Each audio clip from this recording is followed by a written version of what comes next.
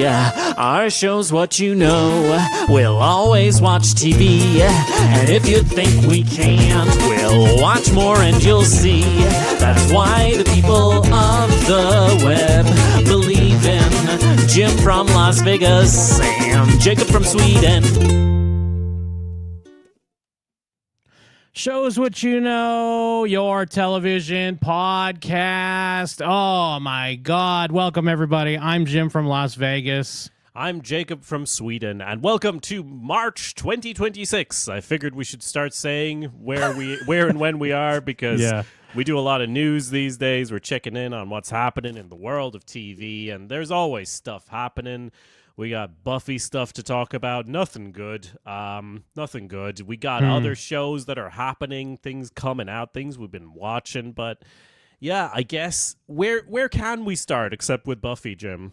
It has to be Buffy. It's because, I mean, we've been talking about this off and on for a while. All the news updates and everything. I mean, it was assumed to be a done deal. At least that's how I figured. You know, they announced the pilot. Sarah Michelle Gellar did this big to-do where, they had a viral video where they called the girl, the actress that was from... Was that Star Wars show she was on? Yes, Skeleton Crew. Yes, the actress from Skeleton Crew. And I was like, you're the new Buffy. Well, I mean, I don't know if they necessarily said it like that, but you're the new Slayer or whatever. So it just seemed like they were building all this hype and buzz. And then here we go. Hulu has decided not to move forward with the show. To a lot of drama online revolving around this. I didn't realize how many people were that. I mean, not that I'm surprised people are excited about it, but because I'm excited about it either way because I love Buffy, but I was very hesitant about it. So I wasn't upset that they didn't move forward with it. What were your initial thoughts? I was a bit disappointed. Honestly, I was mostly surprised just because everything's a reboot and a sequel these days, and Buffy at this stage has so much of people's nostalgia and like feelings tied up in it. It is, as they say, a very valuable IP, right? So why wouldn't you go ahead? And I was honestly confused because I was like, well, even if it was shit, people put out shit shows all the time and you still make lots of money off it somehow. But I guess it's not a movie, right? People wouldn't have to pay to go see it. So anyway, all speculation. My initial reaction was just like, what? Huh? And then my second thought was, so does this mean it's just over? Because of course, this is not like a new show that you, the creator, own the rights to. The rights are owned by Disney ultimately, right? So, which means that Hulu deciding not to go ahead means that the project is pretty much dead. They're not going to shuffle it over to Disney Plus. It's done. But apparently they're like, oh, we still like this IP. We just didn't like this show, this version of the show. It's interesting. I don't know. What was your reaction, Jim? Besides like not caring too much about the thing, but like, what was your immediate thought on what happened? I was kind of like, oh, thank God. Not to be a dick. I know it's kind of a dickish thing to say, but I was kind of like relieved in a weird way. Yeah. Because, I don't want to like shit on Sarah Michelle Gellar. Obviously she's a huge part of what made Buffy great. Her performance on that show is amazing. But from my point of view, I don't think that this reboot came from that noble of causes, like most of them don't. And I'm sure someone will correct it. It's not a reboot, it's continuation, it's revival, it's a sequel, it's a legacy sequel, whatever it is. I mean, if you pay attention to what Sarah Michelle Gellar's been doing, I mean, she was on Star Search, or she's like a host on Star Search on Netflix. She was in one of the Dexter sequels, whichever one. It was one of those. Like, it feels like she's saying yes to a lot of things. She was in the recent I Know What You Did Last Summer, a legacy sequel. So, I mean, I don't blame her for, hey, get that bag, twin. Like, go for it. Yas, queen, all that, But I don't buy this. I was always skeptical of this idea of, oh, no, we finally we cracked the code, and this is the reason to come back, and we respect the fans. I don't think she disrespects the fans, but I don't think there was that noble of causes. I think she just realized, like, hey, here's another thing. I got kids going to college, whatever it might be. Here's another thing I could do. And it is kind of on her. I mean, I'm going to go back in the day. I was there watching Buffy week to week. I remember when season 7 was not announced as the final season until halfway through the season. I do remember hearing that Allison Hannigan did not hear about the cancellation until everyone else did, or cancellation or the ending of the show until everyone else did. Like, she was done with Buffy because she wanted to do movies and all that stuff, which, again, completely fine. It's up to you. It's your career. But I don't think that was handled that well, and now it felt like, oh, we're coming back to Buffy. So at the end of the day, I was always going to be excited, and I was going to watch it. I would definitely give it a fair shake, but it always rubbed me the wrong way, the way this seemed to come about, because I just didn't buy most of it. And I get it's because Sarah Michelle Gellar, I believe, was probably a big producer on this upcoming project. So she's selling it as she should, but I think we dodged a bullet personally. Yeah, it's possible. I feel like I had a lot of a lot of skepticism going into it, but at the same time being like, hey, here's something to talk about. Sure. But I think it's easy to be like, how can you not be skeptical? Because Buffy, original Buffy, the only Buffy so far, it was lightning in a bottle, right? Don't forget the movie. Okay, you're right. Sorry. The sequel legacy show, Buffy the Vampire Slayer, there was a sequel revival bootful of the rebootful of the movie Buffy. It was such a product of its time. Like, if you made it the same way today, would it even be good? And if you made it differently today, would it even be good? Even if you had the best people possible involved, could you make a good show with these components? Yes, probably. But was that likely to happen? I was skeptical, but cautiously optimistic. And as you said, this revival, Sarah Michelle Gellar announced it as, like, basically going like, I've been asked so many times, and this was just the perfect idea. And we had many jokes about, oh, the perfect idea is, what if there was a new Slayer? And that does seem to be what they were going for. But speaking of that announcement, do we have the other announcement? Because we have, like, ages ago, she came out saying we're making this. We also have the announcement of her coming out saying we're not making this, because that's how we all found out. Here it is here. So I am really sad to have to share this, but I wanted you all to hear it from me. Unfortunately, Hulu has decided not to move forward with Buffy New Sunnydale.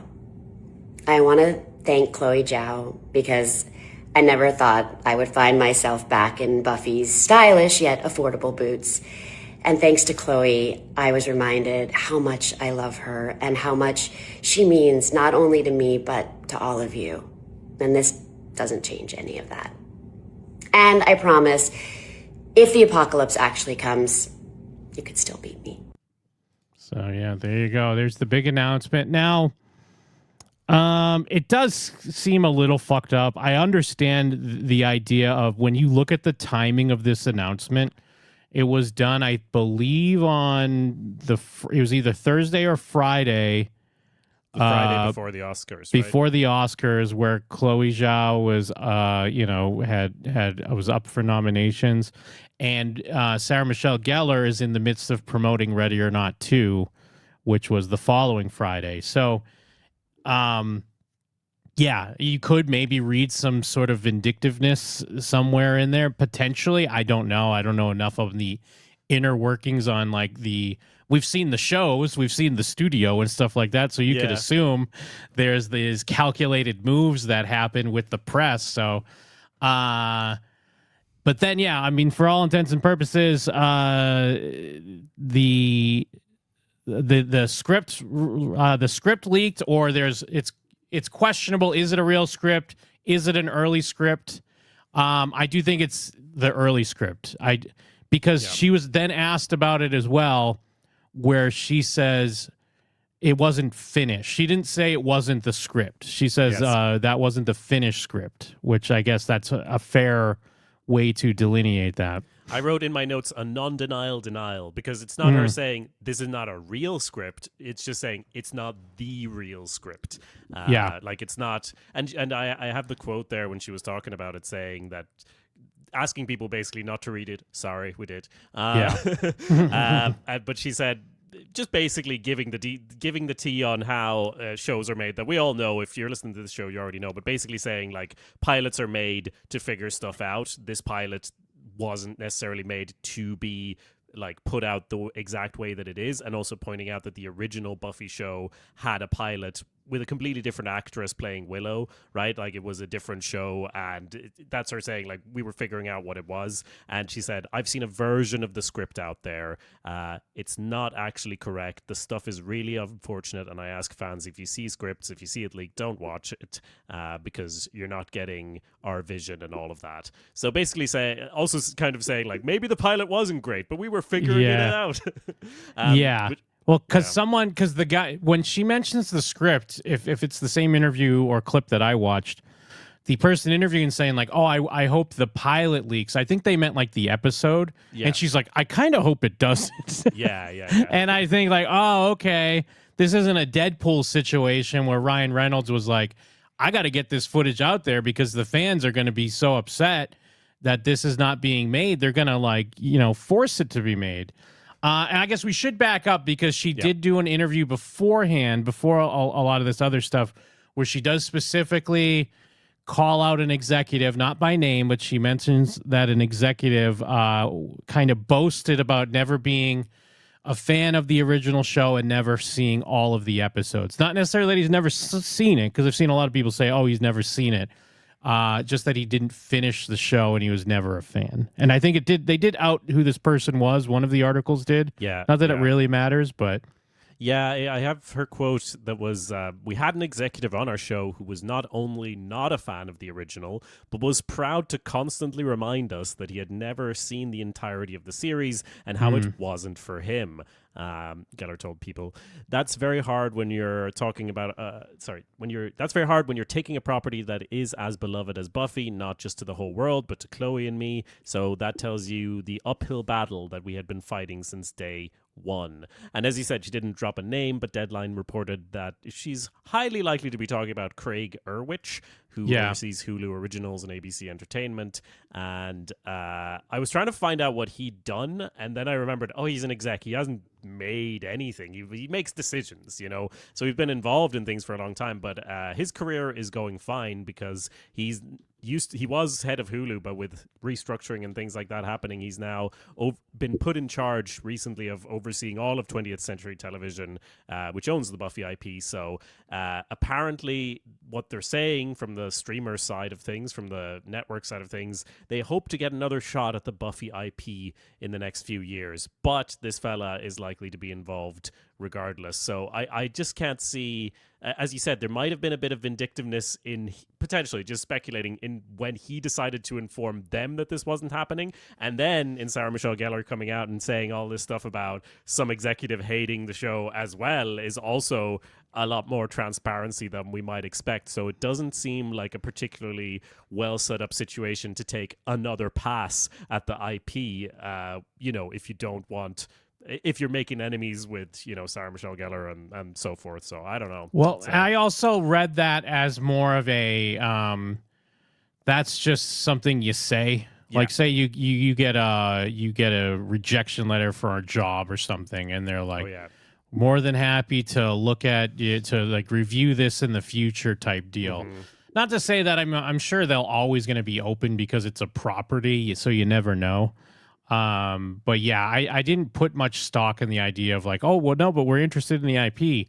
And I do think there's a few things that were going on here as well, because they, not too long ago, they did like a Charmed reboot, and that did nothing. Like I remember hearing about it, and I think it just came and went. So I'm not sure if maybe they're kind of reassessing some of the ideas of just bringing these shows back.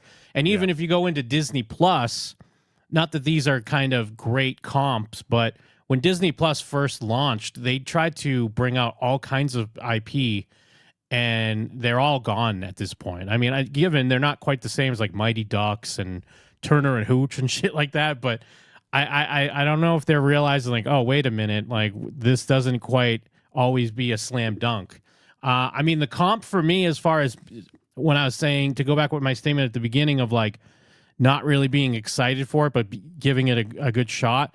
That's how I was with Scrubs. And when Scrubs aired, I mean, I've only watched 3 so far, but I've liked it. I've liked all the episodes. But it doesn't seem like Buffy was going to do a similar thing, at least based off of the early draft of the script that we read. Yeah, let's talk about that early script, because obviously, like, we're both screenwriting nerds and that sort of thing. So what did you make of it? Because the first thing you sent me that I saw as well was like the last page of the script, Yes. which is the last page of the script is finding out that Buffy works in an office or whatever. Like, not a great tag, right? So basically, the episode ending with like, and also Buffy's out there, but she's not part of the plot yet. Don't worry. And so that's all I read, and then I went back and read the whole script. And at first I was like, oh yeah, sure, with ChatGPT these days, this could have been thrown together by anyone or anything. Reading it, I'm like, this feels so real. It feels entirely real. And with what Sarah Michelle Gellar was saying as well about it, you know, being a version or what have you, or not being the final or whatever she said, seems very genuine as an early draft. So as an early draft, what did you make of it?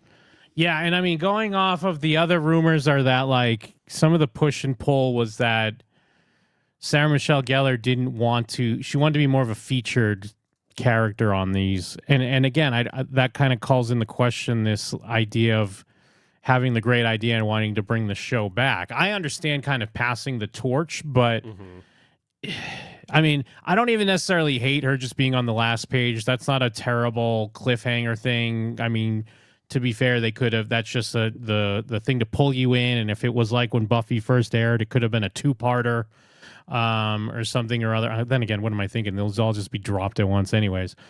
So that's not necessarily that bad. The problem that I have with it, and it's not even all like the cringy woke language. I kind of didn't mind that as much either. Like, I don't hate the idea. For people that don't know, the plot ends up being their teacher kind of becomes almost at least the big bad for this episode. I don't know if that was going to be more of a season-long thing or whatever. And he was like erring on the side of, this generation today. I mean, there's a really cringy line about, you guys say woke? Well, I'm woke from the dead or something like that. I know. That. You telling me that wouldn't be in an original Buffy episode? That's what I mean. That's why I can't really hate on that, because I don't like the generational clashing and use through horror. I don't think is terrible. I get it can be cringy on the page and it's a little cheesy, but I do agree. I think that does fit in a little bit with the spirit of Buffy. My problem is that literally all the characters are drop-ins for characters from the show, essentially. But they're kind of trying to create a new Scooby Gang, right? So there's like a crew of 3 or 4 kids that we get to know kind of throughout. So who's analogous to who in that to you? Yeah, because Xander in this is just he's rich. Like I guess that's them kind of. Yeah, that's them making a statement on how the nerd is now kind of cool, which I guess kind of tracks for these days because he's a nerd, but he's wealthy and he's kind of with the cool kids, but you get the sense that, he's just saying stuff for the crowd. Deep inside, he's a nice dude. And then the Cordelia is an activist. But she's still she's bitchy and maybe pretty performative, but she's essentially Cordelia. And then Willow is more of like a religion, like a Christian fundamentalist. Yes. But it's like, I know I'm still mentioning changes, but it's still very like paint by numbers in a lot of ways. Like, yeah, you tweak some stuff, but they're kind of serving a lot of the same function. And then it's like, oh, now our Nova or / Buffy, instead of living with her mom, she lives with her dad, like, and it's like, you're not changing it enough for me. And just it being most of the focus is just an initial turnoff. That was my take on it. For the characters in the script, for the new kids on the block, I feel like the worst character is Nova, the main character, in that she kind of has the least personality out of all of them. Maybe that's fine. Like it is, you can't fit everything into a pilot episode, I guess. But I think even in the script, you would have gotten a clearer idea of who Buffy was in season 1, episode 1 of Buffy. You know, compared to this. They're kind of gimmicks. They're not fully developed, but that can be fine. Sure. But as you said, they're not. They're kind of just. They're obviously redoing something. It literally takes place in New Sunnydale. That was supposed to be the name of this show. I didn't like that either. Yeah, because if you don't know, Sunnydale collapses it basically is destroyed at the end of the show, the original Buffy run, right? So of course there's a new Sunnydale, but there's a half-hearted attempt at writing in some sort of social dynamics of like there's the fancy new Sunnydale, and then there's old Sunnydale, and the old Sunnydale are kind of working class, and new Sunnydale is kind of like all this tech company thing, and we're gonna have some tech company stuff in here as well. None of that is developed or fleshed out, but as we said, it's an early a pilot. Plus, it's a pilot. Like, it's okay. I don't mind that. If you're doing episodic TV, those are things that will be fleshed out. But and again, I guess this is a pilot, so you never know. They probably would have explained it more. It does seemingly ignore the ending of Buffy, like as far as Chosen and the potentials all being activated. Yeah. It leans more towards Force Awakens, like the Slayer, Buffy. It's true, all of it. Like they're literally doing the same beats, even to the at least seemingly Buffy being Luke. That's like off, hidden away now, and except her island of porgs is working at an insurance company or whatever. So I think that's the stuff that bogs it down, is because it's similar to what I've been mentioning this whole time. At least based off the pilot, maybe they could have diverted this in a different way. They're setting up the exact thing that everyone absolutely already expected would be the idea, even 3 years after Buffy was done, you know?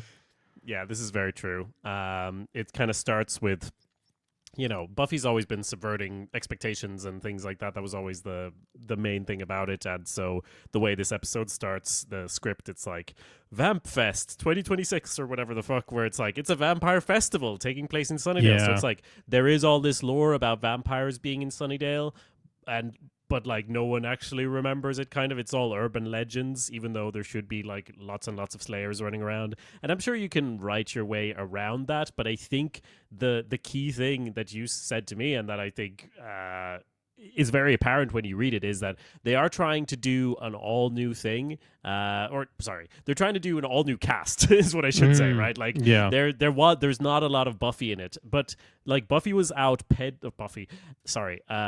Michelle Gellar was out peddling this in her producing role so much that I had forgotten that she was not supposed to be a cast regular. She was supposed to be a recurring cast member in this, which is just, I think I'd forgotten it because it makes no sense. And I think the executives, for better or worse, agreed with that, because there was apparently a rewrite since this version of the script for a version with a lot more Buffy Summers in it. So that was in the works as it was then cancelled. So that's from Deadline, saying that the original pilot, people didn't think it was perfect. Some people called it not great. And then there was a well-received rewrite with a lot more Buffy Summers in it. And that's a version of the draft we haven't, of the script we haven't seen, obviously.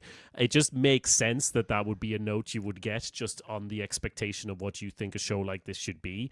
And it's kind of a question of how much did Sarah Michelle Gellar want to be in it, and how much did she not, you know?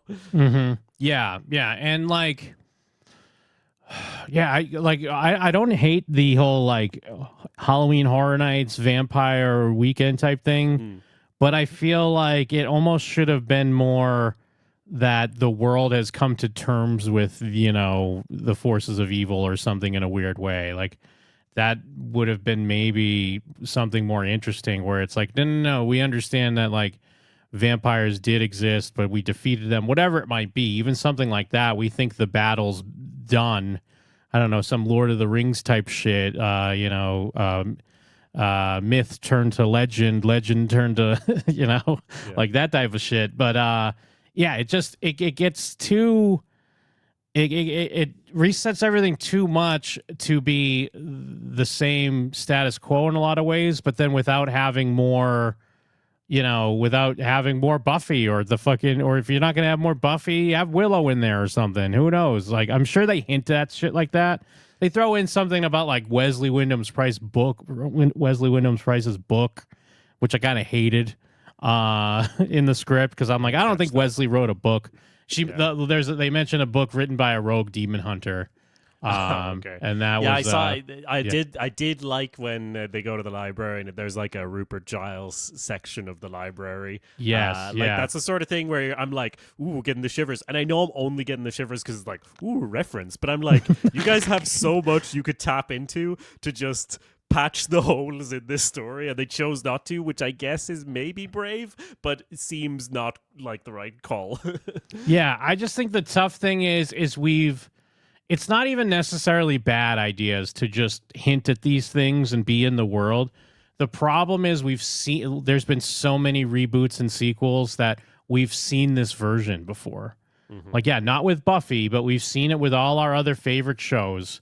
And I mean, who knows if I doubt they're going to go this route, but like, you don't know who Nova's mom is really. So who knows if Nova's mom is like Willow or some bullshit like that, or Buffy. Like they do hint at something where she was kind of kidnapped as a child, and that's like haunted her as like trauma.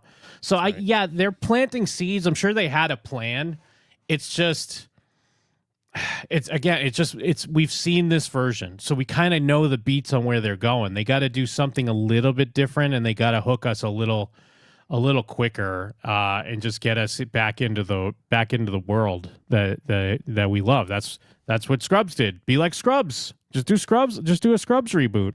Yeah, and if you really want to do something that's like new, interesting, and different, maybe try to do something new and interesting and different. Like if you want to comment, because there's a good few bits about like phones, etc. Like Buffy, of course, came out at a time when there were no cell phones practically, which is great for writing. Lots of people who try to write similar shows will find that you run up against this obstacle where, oh, how am I going to build this tension when people could just let each other know what's happening? You constantly have to have like, oh, there's no signal in every horror movie, right?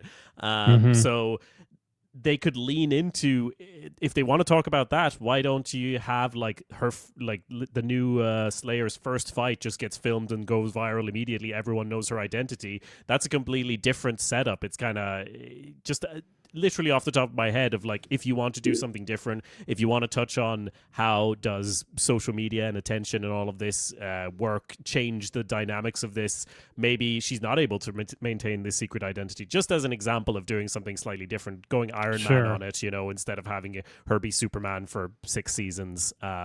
Just how does that change things? But yeah, no.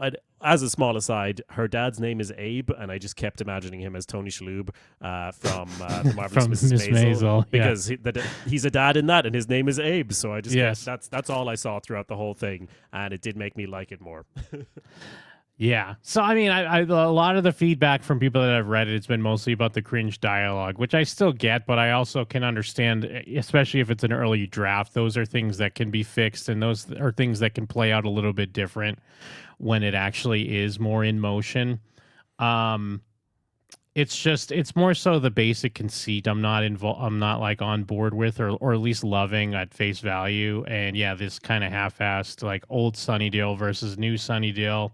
Someone did bring up the point that maybe, it's not so much that Buffy Luke Skywalkered her shit, where she kind of has just moved on to be a regular person, because maybe working in corporate insurance is a good way to keep an eye on things out there. Maybe that's her Clark Kent type hiding in plain sight. Who knows? I guess there was some things that did have some potential, no pun intended. But yeah, and I mean, going back to it too, the whole thing where they did a rewrite. There's reports of a rewrite that was a 90-minute episode that had more Buffy involved, and they do mention that everyone loved it. But I have to imagine that they probably didn't, because while I understand that this one guy could probably torpedo the project, I don't imagine that if like everyone loved it, if this one guy's like, nope, sorry. I mean, I suppose that's possible, but it has to show at least like a lukewarm reaction if no one else was really standing up to fight for it. Yeah. Yeah, I mean, none of this would have happened if the pilot was amazing and everything clicked. So we know that's not the case. And one of my initial thoughts was like, wow, it must have been terrible, because why would you pass on an opportunity? It seems like it would be an opportunity to print money, but then maybe it would just be an opportunity to put something out that everyone hates, you know, and just you may as well not do it. I don't know. But none of these actors are getting any younger, you know, if you do want to follow up on it, and which probably brings us into our next piece of Buffyverse news, right? Because what a week for the Buffy fandom, Jim. Yeah. Well, there was one more thing I was going to say on this. What the hell was it? With the script, forget it. I guess I forgot. It must not have been important. But yes, there was more unfortunate news with the passing of Nicholas Brendan. The actor that played Xander did pass away, you know, just days ago from when we're recording this at the moment. Always, I mean, if you'd followed Buffy or these actors, I mean, he's had a troubled history between like substance abuse and domestic violence. And I guess there was even article or reports like days before he passed of how he was like hiding an AirTag on like a construction worker that was remodeling his house or something. There's some sort of dispute going on.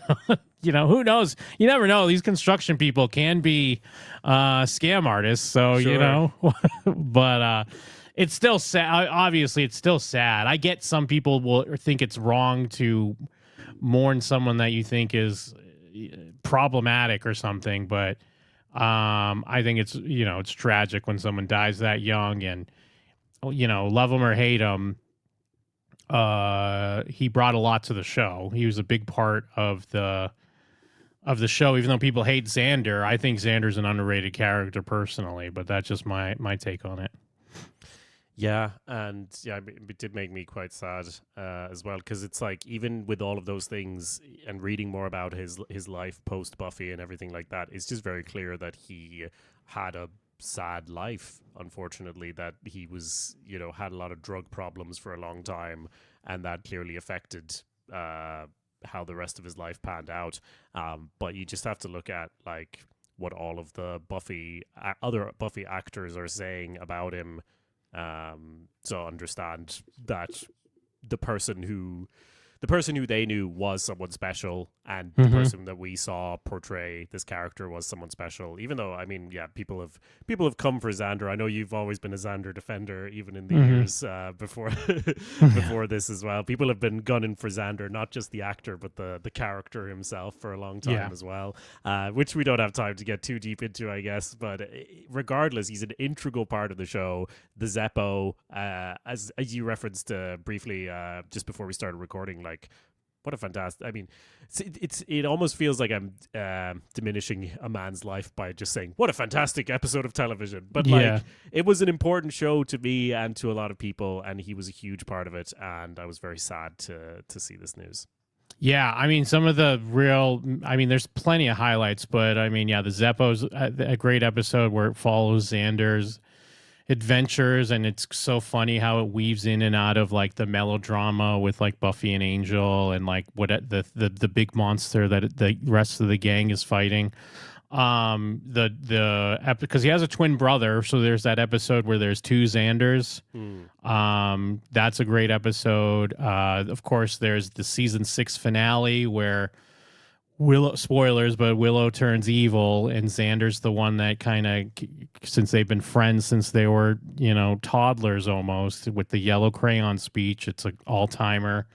They're even in the bad 7th season. People don't shit on season 7 enough, but even in the bad 7th season, when they're finding all the potentials, and there's an episode where Dawn thinks that she's a potential slayer because, you know, she's Buffy's sister and all that, and she finds out she's not. And Xander gives her a great speech about they don't know what it's like to be the unchosen and to be, you know, still in the fight.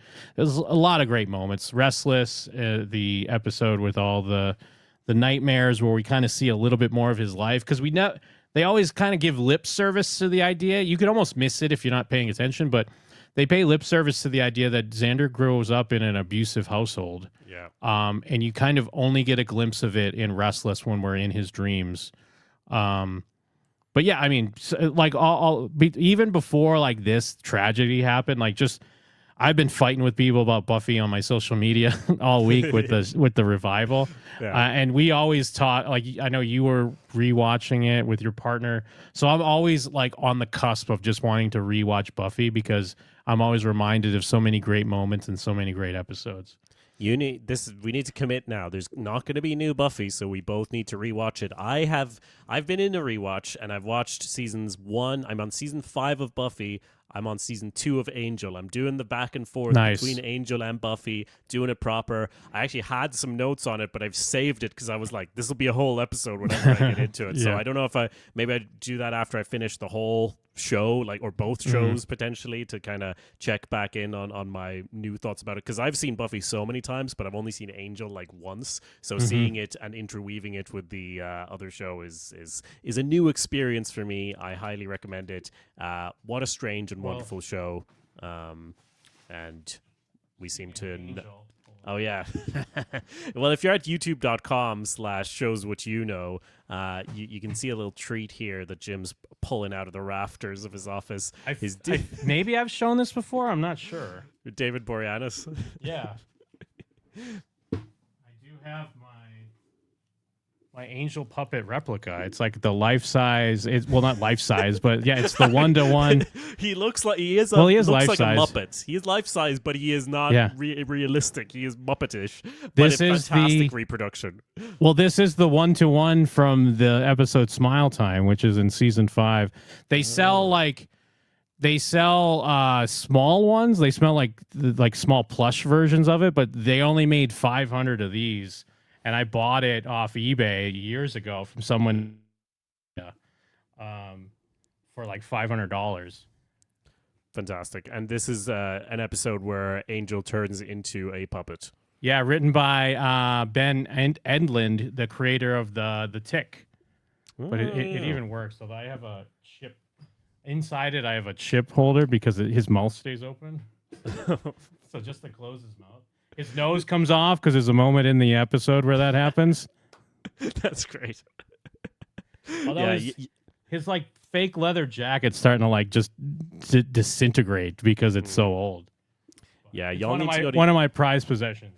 Yeah, youtube.com/showswhatyouknow, guys. You got to get the visual to go along with this audio. But yes, you got to commit, Jim. You just got to commit and do it and rewatch it. And watch it in the original aspect ratio. You know, I have opinions about this sort of thing. I think I'd previously watched Buffy seasons 4 and up in 16:9, which is not the correct aspect ratio. So now I'm like getting the DVDs and making sure I get the proper version with all the color correction. I could go on, but I won't. I will mention, going back to like what the actors are saying about Nicholas Brendan. Some people have brought up that David Boreanaz and Sarah Michelle Gellar, specifically when they were doing the 20th anniversary photo shoot, they actually wouldn't be in the same room as Nicholas Brendan. I think he had to be like digitally added to the photo shoot after the fact. But I don't hold that against them for still speaking nice or speaking well on him in his passing, because, you know, they could understand that they don't want to support him in, you know, some of his bad things, because whether it be someone's addicted or whatever, they do teach you that sometimes you do have to cut them off. So I can't blame them for that. I will blame them a little bit for maybe David Boreanaz skating on some of his history, but that's a whole different conversation. I still think it's very nice if they, you know, they still work with someone for close to 10 years. They still got to know them. They still had those times. Like, a friend can still be a friend, even if you've grown apart because of, you know, real life stuff that has happened. So, yeah, that's why we're like, Charisma Carpenter's, her quote was like, or at the start of her quote was, I will miss the version of the man I once knew, someone who was so warm and loving. Yeah, which is fair. I think that's nice. Yeah, so fucking depressing ass news all around for Buffy fans. or maybe a blessing in disguise that we're not getting this particular reboot sequel show. But regardless, let us know your thoughts on Buffy. Read the script. Ignore Sarah Michelle Gellar. Read the script. Let us know what you thought. Yeah, read the script. Yeah, it's fine. You can read it. But yeah, I guess as far as Buffy stuff, we'll have to hold off until we've both rewatched the entire show. Maybe we just need to do a rewatch fucking Buffy podcast. Maybe that's the true. Yeah, throw our hat in the ring against Charisma Carpenter. Yeah, for sure. She's not going to appear in this show now, so she has time to work on our podcast. So do we. But yeah, okay. So then moving on. What TV shows have you been watching? Tell me, I gotta know. Jacob, I discovered something that's now my personality. Cool. Sometimes I'll find things and I'll just become obsessed with them. Is it a reality show? It's not. Well, it's actually it's mixed reality in a weird way. Okay. This happened a few months ago when I discovered. Well, I didn't discover it. Actually, I'd been watching it for a while, and then I went back because the new season came out of the show about the show by Kaveh Zahidi. Yes. But now, and I'm late to the party, and it's like, on one hand, I'm upset that I'm late to the party, but on the other hand, I'm so glad to be late to the party because I have all this content that I can now consume of Nirvana, the band, the show. Now, have you watched any of this? No, I keep seeing and hearing about it, but I don't understand what it is. So please tell me. Yes, Matt Johnson. He's my personality now. I mean, initially, because the movie came out. I don't know what the release looked like overseas where you're at. Maybe it's only just now coming out, or if it came out at the same time or not. But the movie came out here in February, so last month, and I kept hearing Which is Nirvana, the band, the show, the movie, right? Yes.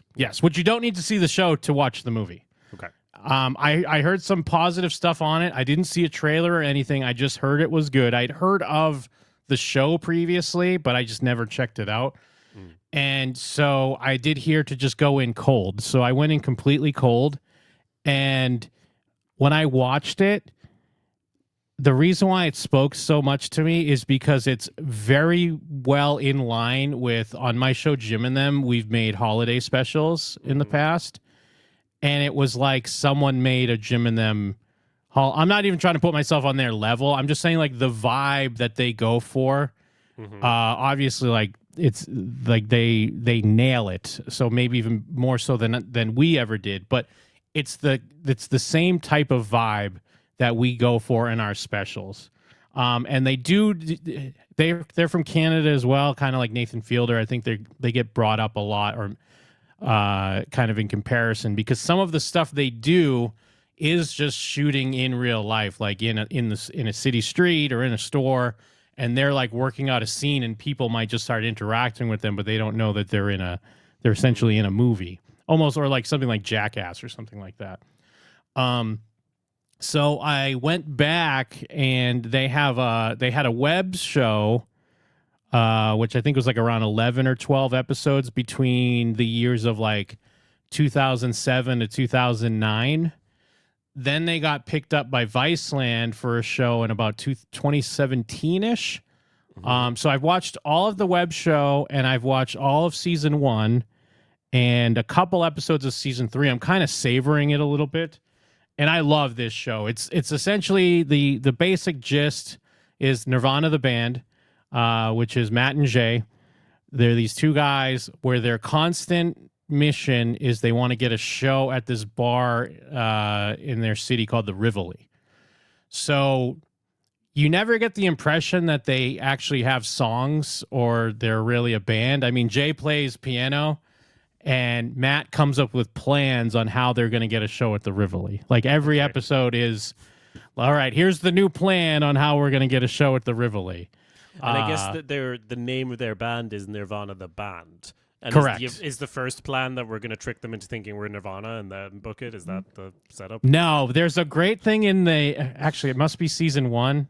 I forget if it's it must be season 1. I don't think it's the web series. But there's a great one in season 1 where they get a call for copyright infringement, and they're coming after us because of the name of our band.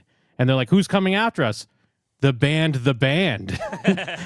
And they actually go and visit one of the guys from the band, and have him sign away the rights to the band. But yeah, the humor, it's so funny. And I mean, it's all about the power. Like the movie, of course, is a lot about the power of friendship, which again is a Jim and Them special. Yeah. Yes, which the Jim and Them specials are very much about the power of friendship. The movie has elements of time travel in it as well. And what's so impressive about the film, I mean, I hate to give away stuff, but just to give away a little bit, is because the way they filmed their show and the way they did their web series is a lot of times they just shoot. Like they shoot for a long time. So they have tons and tons of footage. So they're able to use footage that they shot in 2008 and kind of insert themselves now and interact, like to really sell the time travel stuff. And I think it's something you'd really appreciate because you've kind of done almost similar things too, where you found old footage of yourself and you're able to kind of repurpose it and build it into a narrative. Yeah. It's really impressive what they do.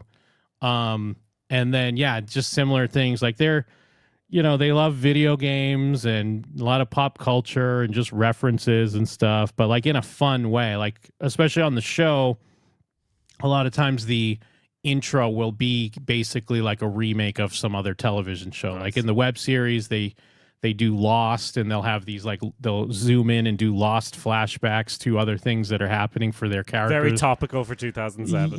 Yes.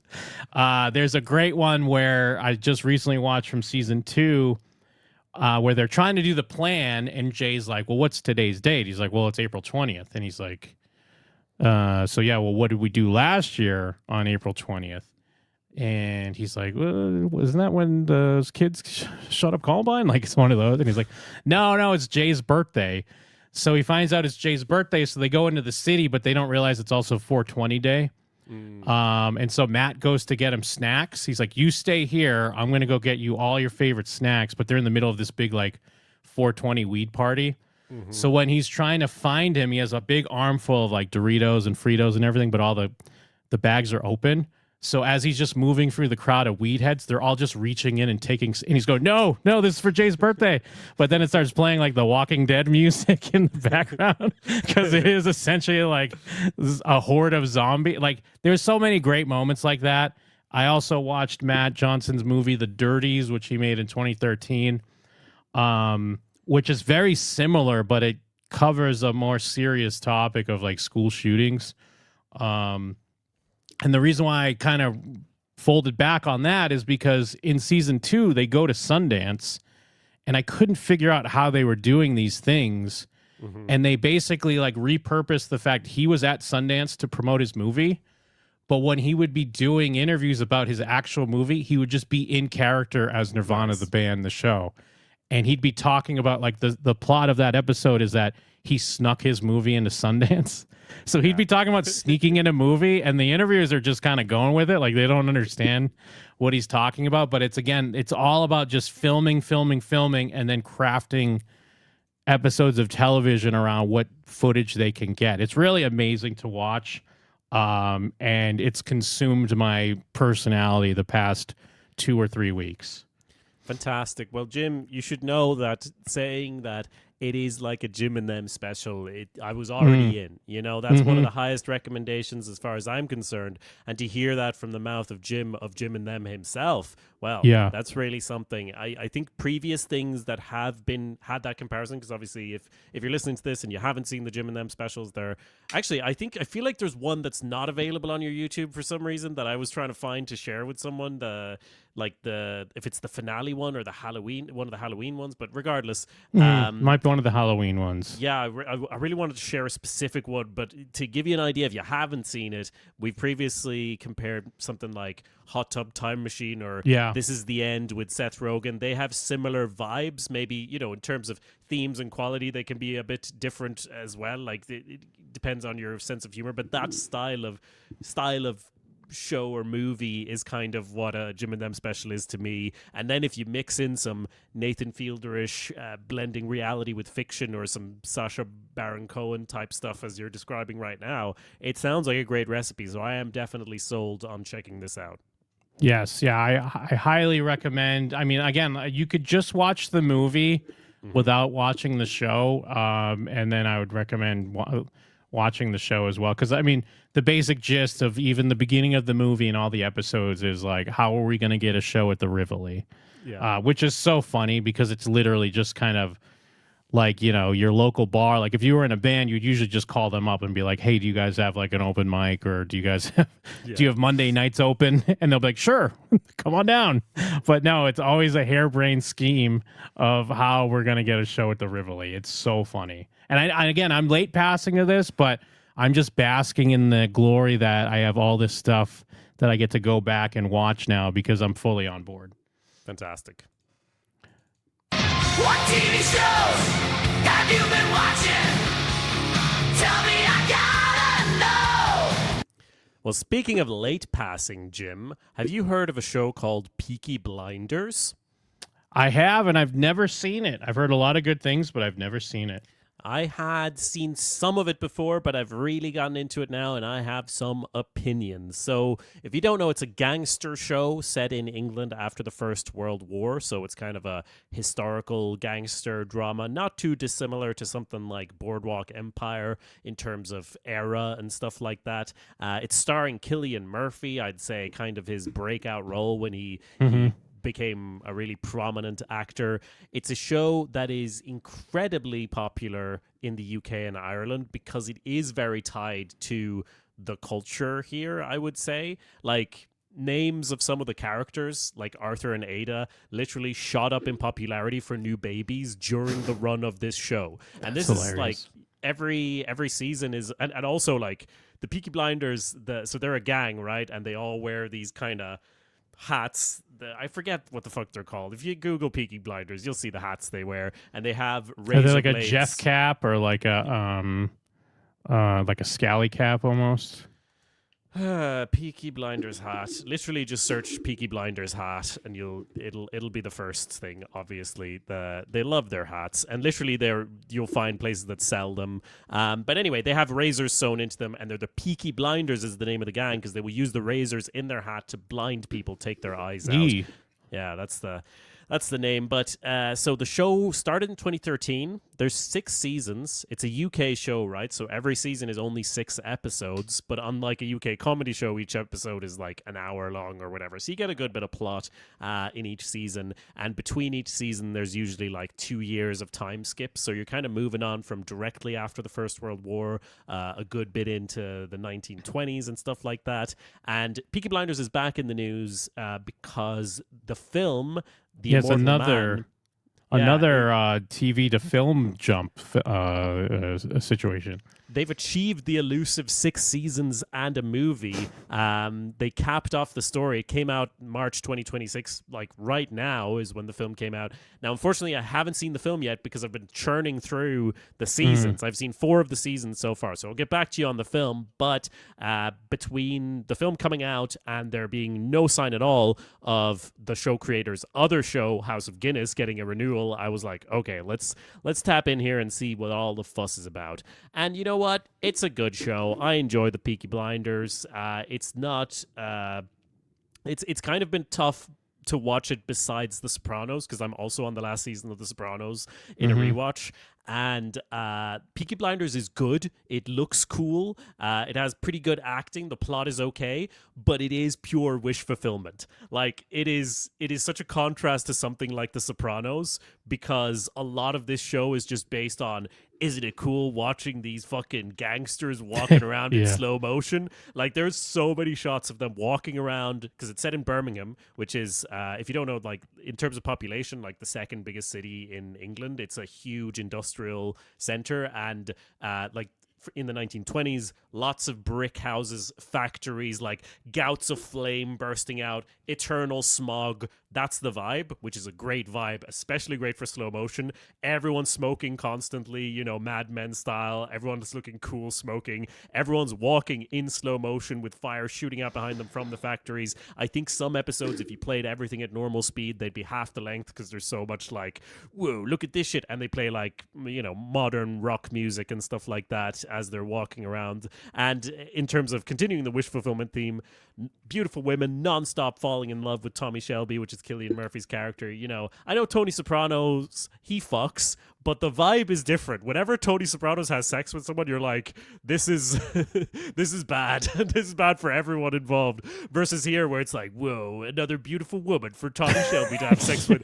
Doesn't matter if they're a spy from the government or like a rival gang lady. It's like, if it'll be an episode or two and they'll be having sex. They'll be boning. Hell Don't worry yeah. about it. Yeah, so, and honestly, all of this is fine. I don't really have a problem with this. It just means that in terms of the plot, it's not going to be as deep or gut-wrenching as, you know, something like The Sopranos. But like what show can be. It's a good show, and I really do enjoy it. My only genuine gripe with it as the series goes on is the villains. Because the show started out pretty well grounded, and then it gets increasingly over the top over time. So, like in a season I just watched, we have Oscar winner Adrian Brody. He's guest starring as a New York Italian mobster, and he is chewing a toothpick as he chews the scenery. He's delivering a cartoon villain performance in this, right? And it's weird because like Cillian Murphy, relatively grounded in how he does it, but then almost every villain that comes in after the first couple of seasons, which are a bit more grounded, almost every villain that comes in is cartoonishly over the top. You have mafiosos jumping out of hay bales in rural England with Tommy guns. Tom Hardy's in it as well. I don't love his performance. This is kind of around the time that the TV show Taboo came out, which we reviewed at showswhatyouknow.com. And Tom Hardy brings a similar vibe as this sort of Jewish gangster guy. Not terrible, but just like really he's really playing it up. You know, it feels kind of over the top. The thing is, Cillian Murphy is able to sell most things though, and the main cast in general is good. So I think this problem with the villains is actually a problem with how the show constructs its conflicts, because as I said, season 1 and 2 feels a bit more grounded because that's kind of the ascent of the Peaky Blinders. They're a street gang at the start of season 1, end of season 2, you know.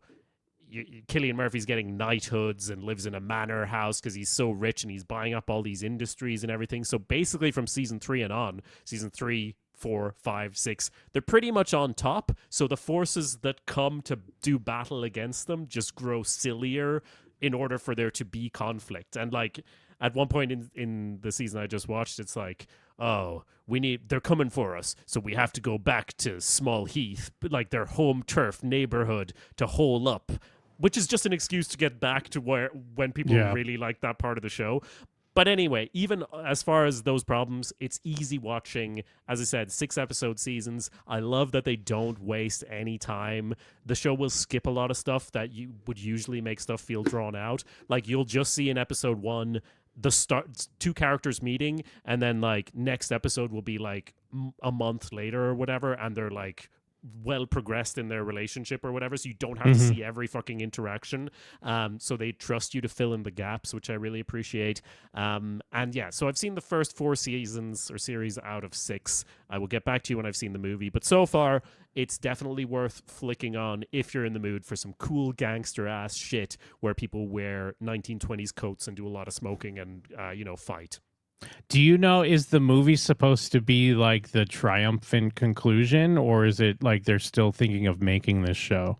I think it is the triumphant conclusion, but they are doing spin-offs and sequels and stuff like that. So I don't know if Cillian Murphy's... I mean, it's called The Immortal Man. I don't actually know if he's still... I mean, he's in the movie, right? So I know he's in the movie, and Barry Keogh is in the movie as well. So clearly he's still alive.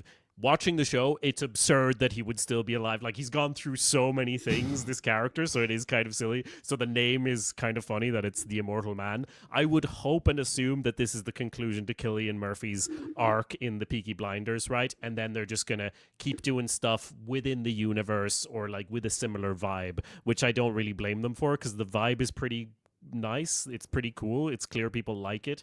Like in Birmingham Airport, there's like not that many. My partner was telling me this. She was flying back from there for work. There's like 2 pubs and one of them is Peaky Blinders themed. You know, like big. There's big. It's a big thing over there culturally. It fully brought back these Pete Caps type things and the coats and the style and all that sort of thing. So yeah, people really like it. They should do well. Next, they'll have like Peaky Blinders 1980s or something. And it would be like, it'll just be kind of like Stranger Things, but with Peaky Blinders, you know? A lot of Atari video games and Nintendo references and shit. I think they have worked their way up to the 1930s. So, I mean, hey, just keep going. Just keep skipping time. Why not? Yeah, just jumping around. Peaky Blinders 1990s. Yeah, I mean, it does seem like a show that I would like, and for whatever reason, I just haven't. It always kind of missed. I always missed by, so I haven't seen it. But it does seem like my style, and I mean, I guess it is cool because like, Cillian Murphy's star obviously skyrocketed, so yeah, it is cool that he's still kind of involved. I mean, I don't know to the extent in the movie. Because I've seen a lot of Barry Keoghan doing press for it, so I was aware that they had a film out. Yeah, I'm a big fan of Cillian Murphy, and he is great in this.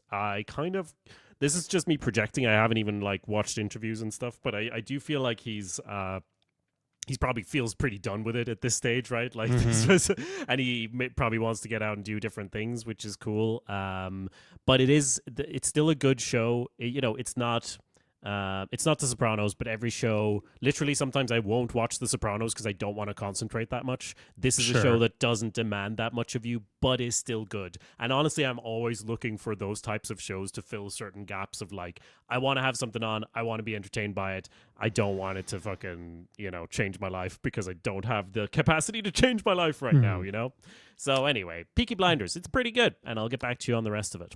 I'm sure you don't know, but do you think the movie's something accessible where someone could just toss it on without seeing the show? I would, I don't know, it's true, but I would probably recommend against it because one assumes or hopes that Cillian Murphy's character dies in it, which I don't know, but the name of it is The Immortal Man, and he survived a bunch of ridiculous shit in the show. So it might be a bit like going to watch Many Saints, which is what my partner did before we started watching The Sopranos. So first line in Many Saints is like, I can't believe Tony killed me from one of the characters. So you might get that. I'll tell you after I watch the movie. I'll tell you if it's something you can check out first. But probably just throw on the pilot episode, see what you think, if it's something you want to check out. But yeah, it's honestly a pretty good show, and I can confirm everyone was right. I think that is something I need to add to my list, like legit. I know I say that a lot, but I think that's something that I do. It's always something I've danced around watching. I've done the same, honestly. So yeah. So there you go. I mean, I guess that's that. I mean, there was a lot to talk about, so there's nothing else much I'd really want to add except watch Nirvana the band, the show, and Nirvana the band, the show, the movie. I did hear rumors that they might be working on season 3, or they have worked on season 3 since the film. The film did just to cut back real quick on that. Yeah. The film did happen because the dude Matt Johnson directed the Blackberry movie, the one that had the guy from Always Sunny and Jay Baruchel and stuff in it, and that did pretty well. So it got him some clout where he could kind of go back and make his thing, which is awesome to see. Was that good? Did you watch that? Because I was like, why would I watch this? But then maybe I would, It was pretty good. I remember liking it at the time. I remember, and I didn't even know the back history because like Matt Johnson's in that as well, and he directed it. But I didn't. I had heard that they had made this comedy show before they made that movie. And yeah, I'd say it's worth watching. Cool. Well, there's 2 pretty solid recommendations for you. Yours is a bit more obscure, but both back in the news because of movies. Check out Nirvana the band, the show, the movie. Check out Peaky Blinders. We're going to come back at you with other new shows that are coming out in our next episode. But until then, you can reach us at showswhatyouknow@gmail.com. Let us know what you thought about the leaked Buffy script. Leave a comment at youtube.com/showswhatyouknow and subscribe, of course. And there is always showswhatyouknow.com where you can actually just subscribe to the podcast feed because you're an old person like me and Jim, and that's how you consume your podcasts, not on some newfangled video streaming site. Boo. No way. No way. I think that's it. Besides, of course, jimandthem.com for Jim and Them's many specials, and awesomepedia.org is where you can find more from me. Anything else, Jim? No, I think that about does it. Thanks, everybody. Thanks, guys.